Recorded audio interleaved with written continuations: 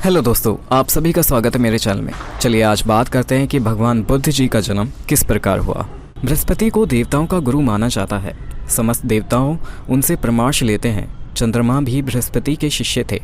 बृहस्पति की पत्नी थी तारा, जो कि बहुत सुंदर थी। चंद्रमा को तो सभी सुंदर मानते ही हैं, बल्कि उन्हें तो सुंदरता का ही दूसरा रूप माना जाता है। अब तारा चंद्रमा पर मोहित हो गई और उनके प्रेम में पड़ गई। चंद्रमा भी गुरु पत्नी के प्रेम पाश में बंध गए।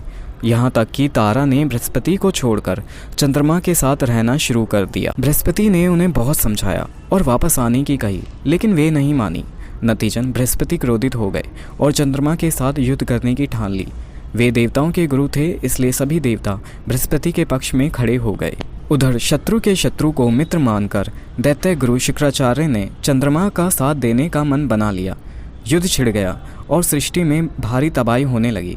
तारा की कामना के लिए हुए इस युद्ध को तारतम्य युद्ध कहा गया।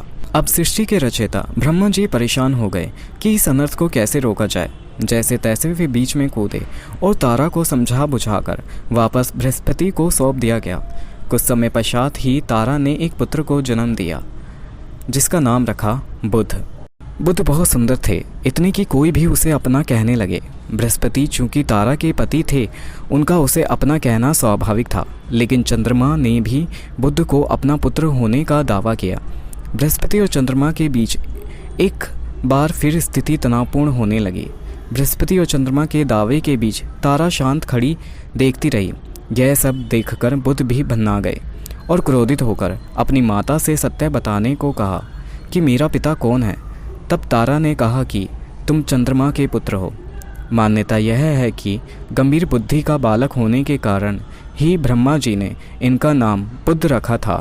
एक और अन्य कहानी है तो इसी तरह की, लेकिन उसके अनुसार चंद्रमा अपने गुरु की पत्नी तारा पर मोहित हो गए और उसका अपहरण कर लिया। चंद्रमा और तारा के संबंध से बुध उत्पन्न हुए। अब चंद्रमा ने अपना पुत्र घोषित करते हुए बुध का जातकर्म संस्कार करना चाहा, तो बृहस्पति बिफर गए।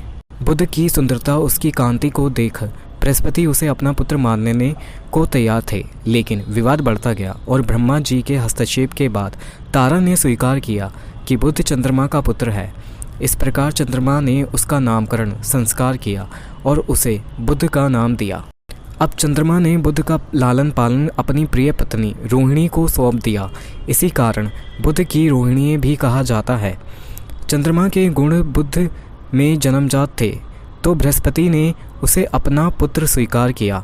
इसी कारण बृहस्पति के गुण भी बुध में सम्मिलित हैं। इसी कारण बुध को गंधर्व विधा का प्रणेता तो बुद्धि का कारक माना जाता है, लेकिन चंद्रमा ने तारा के साथ छल किया। इसी कारण बुध को अपने पिता से ये नकारात्मक प्रभाव भी विरासत में मिले। विशेषकर जब सप्तम स्थान में बुध स्थित हो, बुध को छल कपट करवाने वाला माना जाता है। आशा करता हूँ कि आप सभी को ये वीडियो पसंद आई होगी। अगर हमारी वीडियो आपको थोड़ी भी पसंद आती है तो हमारे चैनल को सब्सक्राइब करें और वीडियो को लाइक करें। धन्यवाद।